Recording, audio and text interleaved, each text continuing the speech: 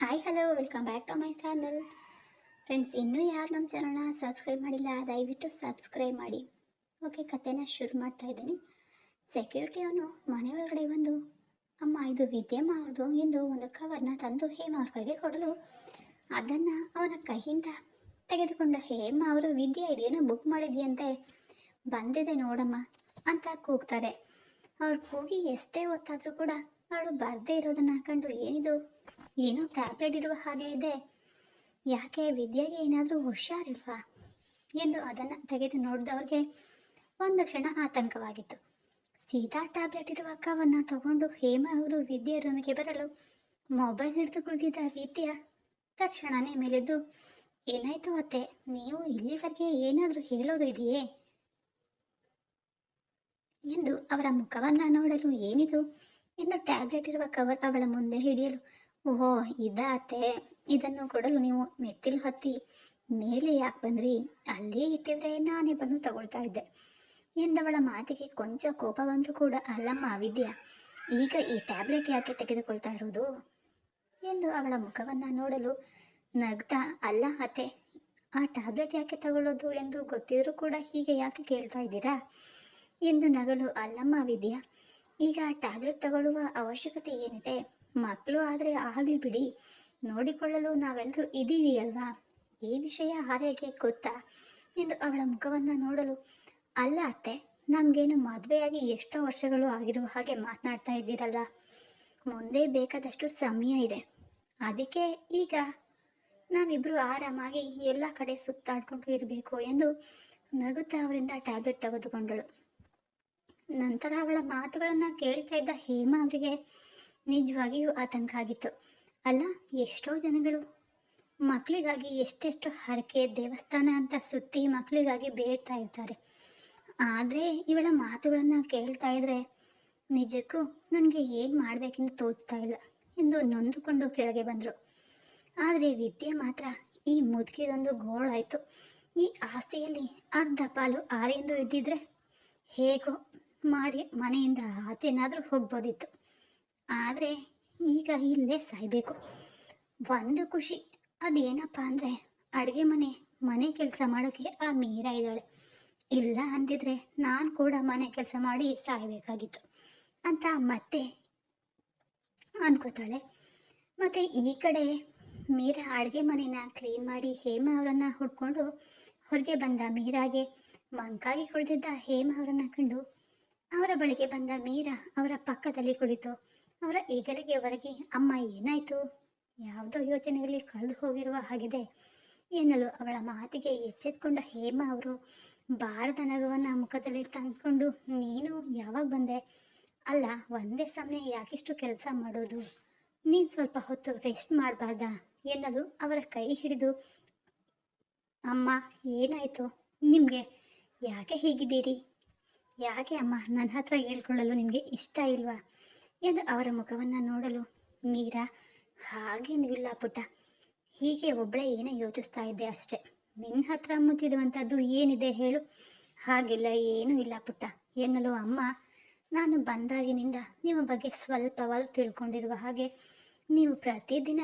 ಹೇಗೆ ಇರ್ತೀರಾ ಅಂತ ನಿಮ್ಮ ಮುಖ ನೋಡಿದ್ರೆ ಗೊತ್ತಾಗುತ್ತೆ ಅಮ್ಮ, ಹೋಗಲಿ ಬಿಡಿ, ನಿಮ್ಮ ಮನಸ್ಸಿನಲ್ಲಿ ಇರೋದೆಲ್ಲ ನನಗೆ ಹೇಳ್ಕೊಳ್ಳೋಷ್ಟು ನಿಮಗೆ ನನ್ನ ಮೇಲೆ ಇನ್ನೂ ನಂಬಿಕೆ ಇಲ್ಲ ಅನಿಸುತ್ತೆ, ಎಷ್ಟೇ ಆದರೂ ನೀವು ಹರಿಸಿದ ಸೊಸೆ ನಾನಲ್ಲ ಅಲ್ವಾ, ನಿಮ್ಮ ಮಗ ನನ್ನ ಮೇಲೆ ಕೋಪಕ್ಕೆ ತಾಳಿ ಕಟ್ಟಿ ಕರ್ಕೊಂಡು ಬಂದಿದ್ದುವಲ್ವಾ, ಸರಿ ಬಿಡಿ, ನಾನು ಬಲವಂತ ಮಾಡೋದಿಲ್ಲ ಎಂದು ಮೇಲಿದ್ದು ಹೊರಟವಳ ಕೈನ ಹಿಡಿದು ತನ್ನ ಬಳಿ ಕೂರಿಸಿಕೊಂಡ ಹೇಮ ಅವರು, ಮೀರಾ ನೀನು ತಿಳ್ಕೊಂಡಿರುವಂತೆ ಏನಿಲ್ಲ ಪುಟ್ಟ, ನಿಮಗೆ ಗೊತ್ತಾ, ನನಗೆ ಹೆಣ್ಮಕ್ಳು ಅಂದರೆ ತುಂಬಾ ಇಷ್ಟ, ನಮ್ಮ ಪುಟ್ಟ ಹುಟ್ಟಿದ ಮೇಲೆ ನಮಗೂ ಕೂಡ ಇನ್ನೊಂದು ಹೆಣ್ಮಗುವೇ ಆಗಿತ್ತು, ಆದರೆ ಆ ಮಗುವನ್ನು ಉಳಿಸ್ಕೊಳ್ಳುವ ಯೋಗ ನಮಗೆ ಇರಲಿಲ್ಲ ಅಂತ ಅದೆಷ್ಟು ಆಸೆಯಿಂದ ಇದ್ದೇ ಗೊತ್ತಾ, ಆದರೆ ಮತ್ತೆ ಹುಟ್ಟಿದ್ದು ಆರ್ಯ, ಅಂದಿನಿಂದ ನನಗೂ ಒಂದು ಹೆಣ್ಮಗು ಇರಬೇಕಿತ್ತು ಅಂತ ಆಸೆ ತುಂಬಾ ಇತ್ತು ಪುಟ್ಟ, ಆದರೆ ನನ್ನ ಆಸೆ ಈಡೇರಿದ್ದು ನೀನು ಬಂದಮೇಲೆ ನಿಜವಾಗಿಯೂ ಪುಟ್ಟ ನನ್ನ ಆಸೆಯೂ ಈಡೇರಿತು ಅಂತ ಅಂದಾಗ ಅವರ ಮಡಲಿಗೆ ತಲೆ ಇಟ್ಟು ಮೀರಾ, ಅಮ್ಮ ಮತ್ತೆ ಮಗಳು ಅಂದಮೇಲೆ ಮಗಳ ಬಳಿ ಹೇಳ್ಕೊಳ್ಳಲು ಯಾಕೆ ಇಷ್ಟೊಂದು ಸಂಕೋಚ ನಿಮಗೆ ಎನ್ನಲು ಅವಳ ಮೂಗು ಹಿಡಿದು, ಅಲ್ಲ ನನ್ನ ಮುಂದೆ ಅದೆಷ್ಟು ಮಾತಾಡ್ತೀಯ ನೀನು? ಅದೇ ನನ್ನ ಮಗನ ಎದುರು ನಿನಗೆ ಮಾತೇ ಬರೋದಿಲ್ಲ. ಅವನು ನಿನ್ನ ಕಣ್ಣಿಗೆ ಹೇಗೆ ಕಾಣ್ತಾನೆ? ಯಾವುದಾದ್ರೂ ಕಾಡು ಪ್ರಾಣಿ ಹಾಗೆ?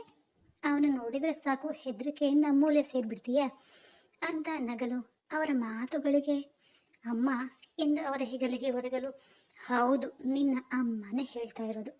ಆ ನಿನ್ನ ಕಾಡು ಪ್ರಾಣಿಯನ್ನ ಆದಷ್ಟು ಬೇಗ ನಿನ್ನ ಕಣ್ತೊಳಗೆ ತೆಗೆದುಕೊಳ್ಳೋಕೆ ಪ್ರಯತ್ನ ಮಾಡು ಎನ್ನಲು ನಿಮ್ಮ ಮಗ ಕರಡಿ ಹಾಗೆ. ಆದರೆ ಕೆಲವೊಮ್ಮೆ ಅಂತ ಮಾತನ್ನ ನಿಲ್ಲಿಸ್ತಾಳೆ. ನಂತರ ಅಮ್ಮ, ನೀವು ಮಾತು ಮರೆಸಬೇಡಿ. ನೀವು ಹೇಳಿದಂತೆ ನಾನು ನಿಮ್ಮ ಮಗಳು ಅಂದಮೇಲೆ ಬರೀ ನಿಮ್ಮ ಖುಷಿಯಲ್ಲಿ ಮಾತ್ರ ಅಲ್ಲ, ನಿಮ್ಮ ದುಃಖದಲ್ಲಿ ಕೂಡ ಪಾಲು ಕೊಡಿ. ಹೇಳಿ ಅಮ್ಮ, ಏನಾಯಿತು? ಅವಳ ಕೈ ಹಿಡಿದು ಸುತ್ತಲೂ ಕಣ್ಣಾಡಿಸುತ್ತಾ ಹೊರಗೆ ಹೋಗೋಣ ಬಾ ಬಾ ಎಂದು ಕರ್ಕೊಂಡು ಬಂದರು ಹೇಮಾ ಅವರು. ಅವಳ ಕೈನ ಹಿಡಿದು, ನೋಡಮ್ಮ ಮೀರಾ, ಕಳೆದ 4 ವರ್ಷಗಳಿಂದ ಪುಟ್ಟನ ಮದುವೆ ಮಾಡಬೇಕು ಮತ್ತು ಆರ್ಯನ ಮಕ್ಕಳನ್ನ ಆಡಿಸ್ಬೇಕು ಅಂತ ಎಷ್ಟೋ ಆಸೆ ಕನಸುಗಳನ್ನು ಕಾಣ್ತಾ ಇದ್ದೀನಿ ಗೊತ್ತಾ. ನನಗೂ ಬರ್ತಾ ಬರ್ತಾ ವಯಸ್ಸಿನೂ ಹೆಚ್ಚಾಗುತ್ತಾ ಹೋಗುತ್ತಾ ಹೇಗೋ ಸ್ವಲ್ಪ ಸ್ವಲ್ಪವೇ ಪುಟ್ಟ ಮನಸ್ಸು ನಿನ್ನ ಕಡೆ ಜಾರ್ತಾ ಇರುವುದು ಒಂದು ಕಡೆ ನನಗೆ ಕೊಂಚ ಸಮಾಧಾನ ತಂದಿದೆ. ಪುಟ್ಟಂಗಿಂತ ಮೊದಲು ಆರ್ಯನ ಮಕ್ಕಳನ್ನಾದರೂ ಎತ್ತಿ ಆಡಿಸೋಣ ಅಂತ ಅದೆಷ್ಟು ಆಸೆಯಿಂದ ಇದ್ದೆ ಗೊತ್ತಾ. ಆದರೆ ಯಾಕೋ ಆ ಕನಸು ಕೂಡ ನನಸಾಗುವ ಮಾತು ಮರೀಚಿಕೆಯಾಗಿದೆ ಎಂದು ಸ್ವಲ್ಪ ಬೇಸರವಾಗಿತ್ತು ಎಂದು ಮೀರಾ ಮುಖವನ್ನು ನೋಡಲು, ಯಾಕೆ ಅಮ್ಮ, ಆರ್ಯ ಅವರಿಗೆ ಏನಾಯಿತು ಎಂದು ಆತಂಕದಿಂದ ಕೇಳಲು, ಅವನಿಗೆ ಏನೂ ಆಗಿಲ್ಲ ಪುಟ್ಟ, ಆದರೆ ವಿದ್ಯಾಗೆ ಈಗಲೇ ಮಕ್ಕಳು ಬೇಡ ಅಂತ ಅದ್ಯಾವುದೋ ಟ್ಯಾಬ್ಲೆಟ್ನ ತಗೊಳ್ಳೋದನ್ನು ಕಂಡು ಸ್ವಲ್ಪ ಬೇಸರ ಆಯಿತು ಎಂದು ನೊಂದುಕೊಂಡವರ ಕಂಡು ಮೀರಾ ಮನಸ್ಸಿಗೂ ಕೂಡ ಸ್ವಲ್ಪ ನೋವಾಯಿತು. ಹೇಮಾ ಅವರ ಕೈ ಹಿಡಿದು, ಅಮ್ಮ, ಅದು ಅವರವರ ವೈಯಕ್ತಿಕ, ಅದರಲ್ಲಿ ನಾವು ತಲೆ ಹಾಕಬಾರ್ದು. ನಿಮ್ಮ ಮಗ ಆರ್ಯ ಅವರ ಒಪ್ಪಿಗೆ ಕೂಡ ಇಲ್ಲಿ ಮುಖ್ಯ ಆಗುತ್ತೆ. ಅವರಿಬ್ಬರು ಸೇರಿ ಈ ನಿರ್ಧಾರಕ್ಕೆ ಬಂದಿದ್ದಾರೆ ಅನಿಸುತ್ತೆ. ಇದರಲ್ಲಿ ನಾವು ತಲೆ ಹಾಕುವುದು ಸರಿ ಅನ್ನಿಸ್ತಾ ಇಲ್ಲ. ಹೋಗಲಿ ಬಿಡಿ ಅಮ್ಮ, ನೀವು ನೊಂದ್ಕೊಳ್ಬೇಡಿ ಎಂದು ಕೈ ಹಿಡಿದವಳ ಮಾತುಗಳನ್ನು ಕೇಳ್ತಾ ಇದ್ದ ಹೇಮಾ ಅವರಿಗೆ ಮೀರಾ ಹೇಳಿದ ಮಾತುಗಳು ಕೂಡ ಸರಿ ಅನ್ನಿಸ್ತು. ಹೌದು, ನಾನು ಅವನ ತಾಯಿಯೇ ಆಗಿರಬಹುದು. ಕೆಲವೊಂದು ವೈಯಕ್ತಿಕ ವಿಷಯಗಳ ಬಗ್ಗೆ ಗಂಡ ಹೆಂಡತಿ ನಡುವೆ ತಲೆ ಹಾಕೋದು ಸರಿ ಅನ್ನಿಸ್ತಾ ಇಲ್ಲ ಎಂದು. ಹೌದು ಮೀರಾ, ನೀನು ಹೇಳಿದ್ದೇ ಸರಿಯಾಗಿದೆ, ಅದಕ್ಕೆ ನಾನು ಹೇಳ್ತಾ ಇರೋದು. ನೋಡು ಮೀರಾ, ನೀನು ಅದು ಏನು ಮಾಡ್ತೀಯೋ ಏನೋ ನನಗೆ ಅಂತೂ ಗೊತ್ತಿಲ್ಲ. ಆರನಿಂದ ಅಂತೂ ಸದ್ಯಕ್ಕೆ ನನ್ನ ಕನಸು ಈಡೇರುವಂತೆ ಕಾಣ್ತಾ ಇಲ್ಲ. ಈ ಕತೆ ಮುಂದುವರಿಯುವುದು. ಮುಂದೆ ಹೇಮಾ ಅವರು ಮೀರಾಗೆ ಏನು ಹೇಳ್ಬೋದು ಅಥವಾ ಏನು ಕೇಳ್ಬೋದು ಅದೇ ತಿಳ್ಕೊಳ್ಳೋಕ್ಕೆ ಕಾಯ್ತಾ ಇರಿ. ಹಾಗೆ ನಿಮಗೆ ಏನು ಅನಿಸುತ್ತೆ ಅಂತ ಕಮೆಂಟ್ ಮಾಡಿ. ವಿಡಿಯೋ ನೋಡ್ತಾ ಇರೋದಕ್ಕೆ ಎಲ್ಲಿಯೂ ಕೂಡ ಧನ್ಯವಾದಗಳು.